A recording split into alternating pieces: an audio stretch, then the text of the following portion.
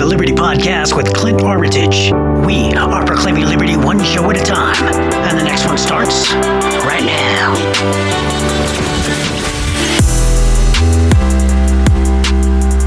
Welcome back to another Proclaim Liberty podcast. My name is Clint Armitage. I'm your host. And so this is a part two, separate part two, but it's a part two for this week. And this episode is entitled Elisha and the Miracles. Now, in the last episode, we talked about one miracle that Elisha did, and it was the raising of the son, restored back to life, the Shunammite's son. He actually, through him, God blessed the Shunammite and blessed her with a son, her and her husband with a son. And then the son died. And then she pleaded to him. And then Elisha brought that, well, not Elisha, but God, through Elisha, brought her son back to life. And so that was one miracle. Now we're going to do another miracle for this episode, and we're going to be talking about more healing. Okay, that was healing and restoration, healing of a life, restoration of a life that Elisha was a part of. And now we're going to be talking about more healing, but it's going to be healing of a disease called leprosy. Okay, and it happened to an army commander for the Syrian army.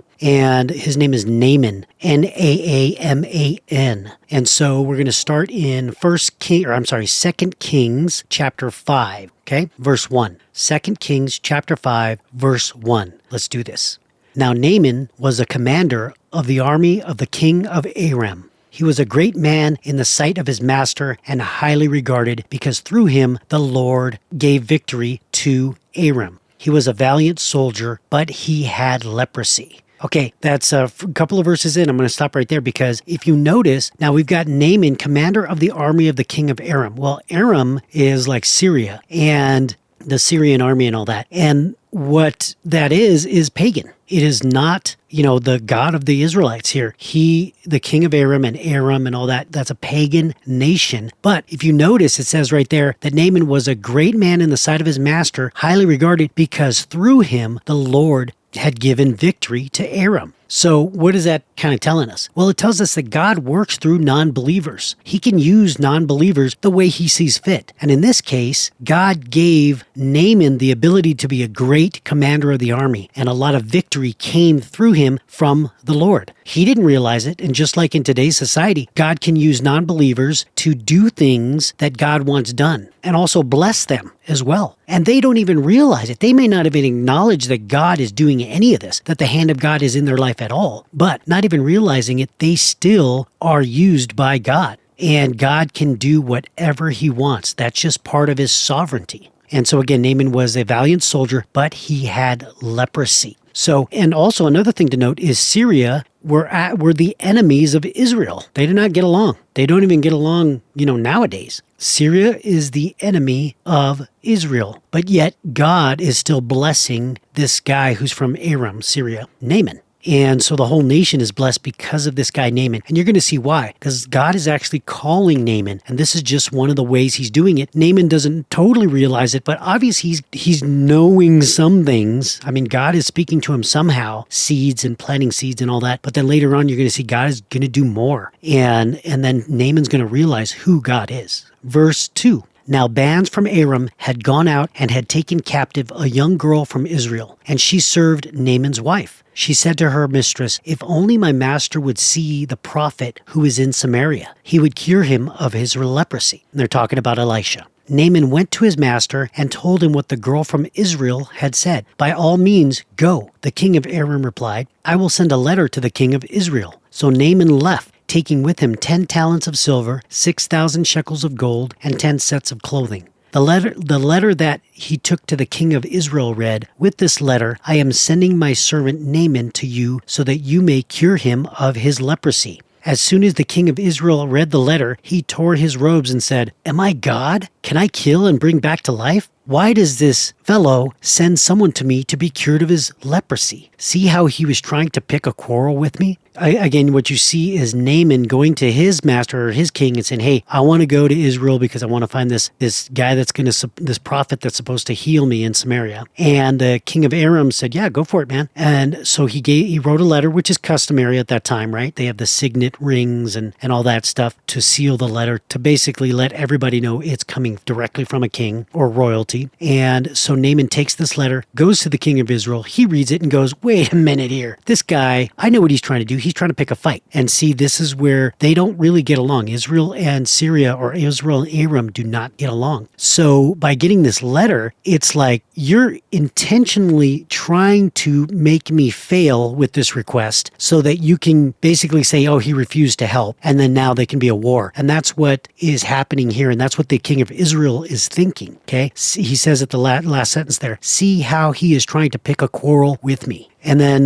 verse 8 goes, when Elisha, the man of God, heard that the king of Israel had torn his robes, he sent him a message. Why have you torn your robes? Have the man come to me, and he will know that there is a prophet in Israel. Okay, so let's stop there real quick because I just want to address the fact that in Israel, whenever robes are torn, that's a bad thing. That's a mourning thing. That's a thing where they believe that it's, well, something bad has happened. Pouring ashes over their head, tearing their clothing. That is negative. It's not a good thing. So when the king does it, it goes throughout the land and people know about it because why is the king tearing his robes? There's something really bad going on in the nation is what is going on here, is kind of the message that's being sent. And so Elisha hears about it and he says, hey, why have you turned your clothes? Have him come down to me, and then he's going to know that there's a prophet in Israel. So here it goes. It starts back up in verse 9 here. So Naaman went with his horses and chariots and stopped at the door of Elisha's house. Elisha sent a messenger to say to him, go, wash yourself 7 times in the Jordan, and your flesh will be restored, and you will be cleansed. But Naaman went away angry and said, I thought that he would surely come out to me and stand and call on the name of the Lord, his God, wave his hand over the spot and cure me of my leprosy. Are not Abana and Pharpar, the rivers of Damascus, better than any waters in Israel? Couldn't I wash in them and be cleansed? So he turned and went off in a rage. Okay, so you got something going on here. First off, he tells the king to send, or Elisha tells his king of Israel to send this guy Naaman to him. So the dude comes to his house and Elisha doesn't even go outside to meet the guy. He sends his messenger, which is, Gehazi, to go and talk to the Naaman and just tell him, hey, go wash yourself 7 times in the Jordan and your flesh will be restored. But Naaman, he gets all ticked off. He's really mad because he feels disrespected that he came all this way. And then he thought at least the guy could at least respect me enough to come outside and call on the name of the Lord. And get this, he says, the name of the Lord, his God. See, Naaman does not believe in God at this time. And so he's kind of he feels disrespected right here. And he feels like he should have been treated with more respect. This should have happened and all that. Well, he could just, if that was that easy, just go into the river and, cleanse myself. I can do it with better waters back where I'm from. But that's not the point here. And so pride and arrogance is giving, what's his name, Naaman, problems here. Pride and arrogance gets in his way. Think about it. That's what happens in our life too. Sometimes when we think we get disrespected, we believe we not have been treated with proper respect. We start to get blinded by our arrogance. We start to act dumb because, look, he goes off in a rage.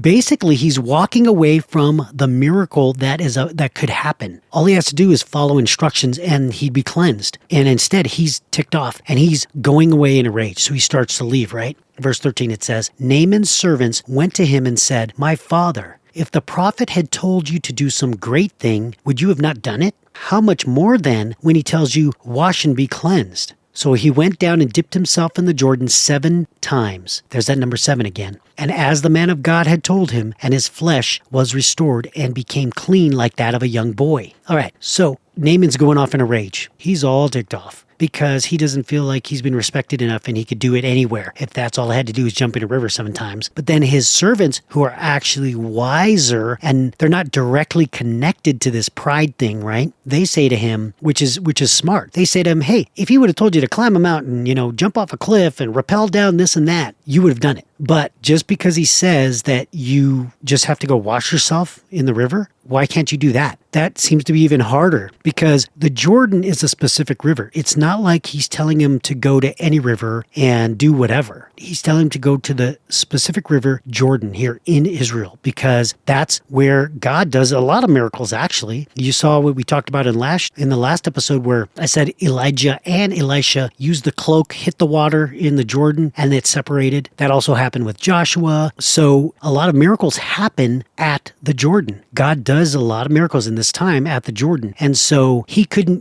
think about that. He didn't know about it, but he couldn't even think past just normal thinking because he was so mad about the way that he was approached. He didn't want to be approached like that. So he listens to his servants. Thankfully, his servants were there. And he dips himself in the Jordan 7 times. And then what happens? His skin is restored and it became clean like that of a young boy. So not only was he healed, he was also given skin of a young boy. So his skin was young again, like youthful again. Man, no wrinkles. That literally means no wrinkles. Young boy. I mean, think about the skin you had when you were young. Say in your teens, you had skin that wasn't wrinkly. It wasn't thin, right? It was healthy skin. So he was restored even way back to super, super young skin. And that is awesome. Thankfully, he looked past his arrogance and his pride, listened to his servants, and then he was restored. And again, 7 times is another key. It's the completion of a miracle. 7 times, the number 7. Again. All right, here we go. Verse 15.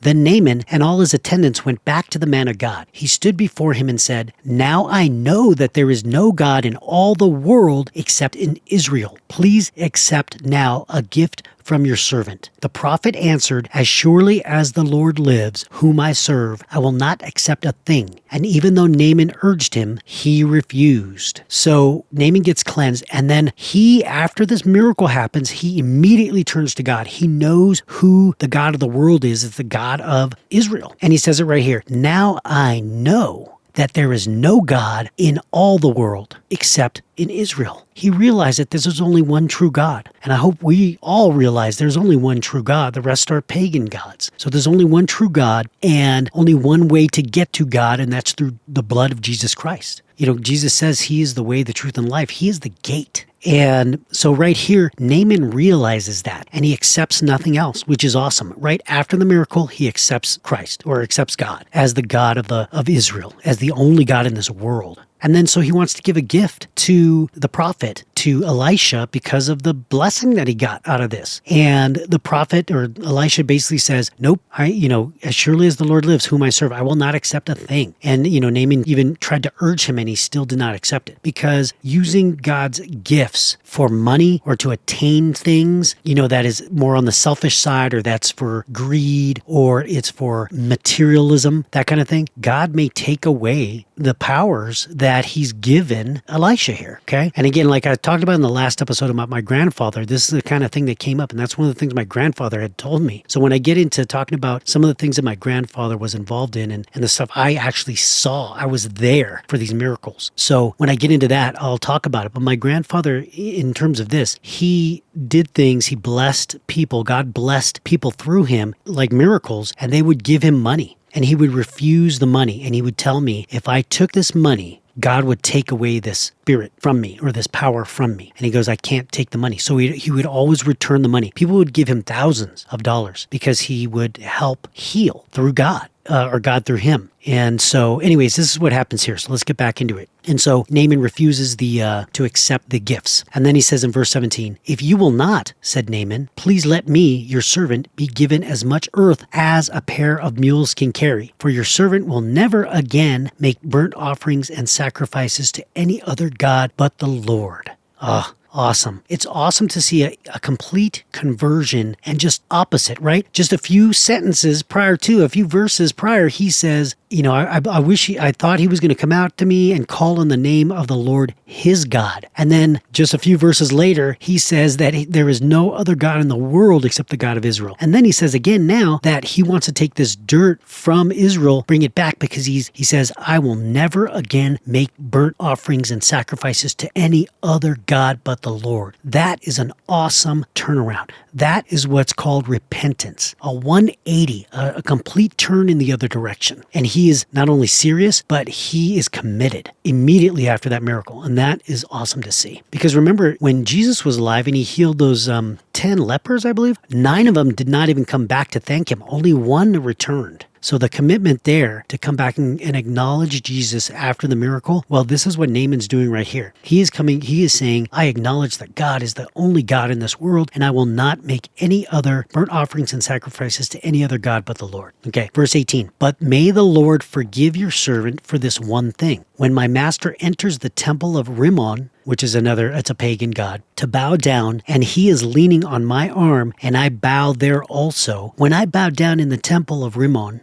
may the Lord forgive your servant for this. Elijah says, go in peace. Okay, so let me stop there for now. Let's talk about something real quick. All right, so now you notice Naaman is asking in advance, hey, can the Lord forgive me for doing this one thing? So he has the civic duty as the commander of the army to help his king into the temple of Rimmon. And then, so it's probably the fact that this king is pretty old because he can't bow down on him by himself. He has to lean on Naaman's arm, it says. And so Naaman bows down with him because the king is leaning on him. And so it appears that the king is actually rather old and he needs some help bowing down and getting up, that kind of thing. So what Naaman is doing is he's doing his civic duty, but he's bowing down and he's asking for forgiveness in advance because he knows that he's going to be bowing down, but he's also saying, when I bow down in the temple of Rimmon, may the Lord forgive your servant for this. And so Elisha says, go in peace, meaning it's not a problem. And why isn't it a problem? Because Naaman's intention is not to serve Rimmon, the pagan god Rimmon there in the temple. That's not his intention when he's doing that. He's basically doing his civic duty, helping the king bow down, but he's just kneeling down. He's just doing it just to help the king. He is not doing it to serve this pagan god now any longer. Now he's doing it just to help his king. That's it. And so he's asking for forgiveness, thinking that it's going to be a problem. So he asks for forgiveness in advance. Elisha says, go in peace. So it's obvious that intentions and motivations fuel whether or not you're going to be sinning, because he's bowing, but he's not bowing to the pagan god. He's bowing just because he's helping his king. That's it. So think about it. So let's try not to be too fundamentalist where we believe that, and Christians can be like this, right? We get so critical and go, he's bowing down. He's bowing down in the temple. We don't know his heart. We don't know what's his intentions, his true motivations. And this guy right here, Naaman, is telling Elisha what his true motivations and intentions are. He's not bowing down to the pagan god. So Elisha says, not a problem, go in peace. Okay? So let's try not to be so fundamentalist that we are believing that everybody's sinning just because they're doing. And you know how Jesus says don't judge, and I had talked about this in a previous episode. What it means, or what it revolves around, is knowing all the facts before making a decision. It's like in a court of law. That's what I had talked about in that other episode. In a court of law, the judge, the true judge, God himself, has all the information. He has all the facts. And that's what he's saying. He says, don't judge. You don't have all the facts. This is an official, thing. Do not be that type of judge where if it's in an official capacity. Now, we do make decisions on whether or not someone is doing good or bad. We can't just allow someone to do bad and just say, hey, no problem, I don't know his true intentions. No, that judging refers to the official court of law type of thing. That's how it's rendered in that sense. And so in that case, you have to have all the facts to make a decision and judge. And that's what Jesus was talking about. So right here, we don't have all the facts. If we see Naaman bowing down in the temple, but he's helping his king, does not mean he's bowing down to the god. He's just helping his king. But we don't know that. We know it from the story, but we wouldn't know that if we just saw him bowing down in the temple. So we have to be careful not to judge people just by only knowing part of the story. Okay, so now let's move on here. We are at verse 20. Gehazi, the servant of Elisha, the man of God, said to himself, my master was too easy on Naaman, this Aramean, by not accepting from him what he bought. As surely as the Lord lives, I will run after him and get something from him. Okay, we already see that Gehazi is being greedy here, right? He's also being insubordinate. He's the servant. Elisha had already told Naaman, no, I don't want anything from you. And yet after Naaman leaves, Gehazi's going after him because now he wants something. So it's a selfish thing. It's a greedy thing, and he's being insubordinate. All right, verse 21. So Gehazi hurried after Naaman. When Naaman saw him running toward him, he got down from the chariot to meet him. Is everything all right? He asked. Everything is all right, Gehazi answered. My master sent me to say, and there he goes, he's lying already. My master sent me to say, 2 young men from the company of the prophets have just come to me from the hill country of Ephraim. Please give them a talent of silver and 2 sets of clothing. By all means, take 2 talents, said Naaman. He urged Gehazi to accept them, and then tied up the 2 talents of silver in 2 bags with 2 sets of clothing. He gave them to 2 of his servants, and they carried them ahead of Gehazi. When Gehazi came to the hill, he took the things from the servants and put them away in the house. He sent the men away, and they left. Then he went in and stood before his master, Elisha. "Where have you been, Gehazi?" Elisha asked. Your servant didn't go anywhere," Gehazi answered. But Elisha said to him, "Was not my spirit with you when the man got down from his chariot to meet you? Is this the time to take money or to accept clothes, olive groves, vineyards, flocks, herds, or men servants and maidservants? Naaman's leprosy will cling to you and to your descendants forever." Then Gehazi went from Elisha's presence, and he was leprous, as white as snow. Okay, so now you see greed coming into play, and greed, involving lies, insubordination, and selfishness. Gehazi the servant, now what does he get after that? He gets Naaman's leprosy, because all over this money and clothing. Such a sad thing to happen. Gehazi, being a servant of Elisha, sees all the miracles that Elisha does, sees everything that God is doing through him, and yet still gets caught up with selfishness and greediness over money. We see the same thing in Judas Iscariot, one of the 12 disciples. He was with Jesus all for those three and a half years. He saw all the miracles, everything that Jesus did, and he still got caught up and greedy about the money. Same thing here with the servant Gehazi. And so in this case, Gehazi gets Naaman's leprosy, not only for him, but for his descendants forever. Bad decision. This decision affected not only him, but everyone around him forever. His family forever. See, he's using God's work for selfish gain. And that's the key word. It's being selfish. It messed up him and his family forever. So it's not worth it. As we finish up, that was the end of that section there in chapter 5. And that's the end of the miracle that we're talking about here. The Naaman's leprosy is being cleansed by Elisha, being used by God once again. So another miracle, another great thing that Elisha does, and then Naaman's conversion to the God of Israel. And he's going to stay true to that.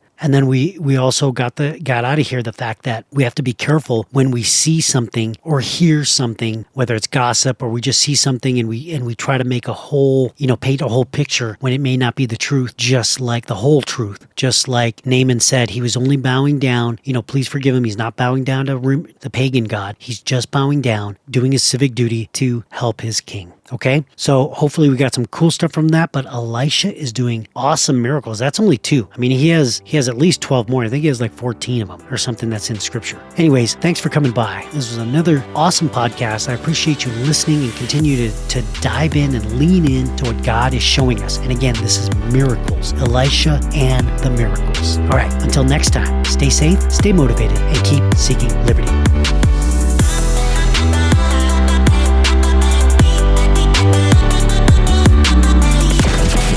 Joining us for another episode of the Liberty Podcast with Clint Armitage. If you want to get in touch, email us at info@clintarmitage.com.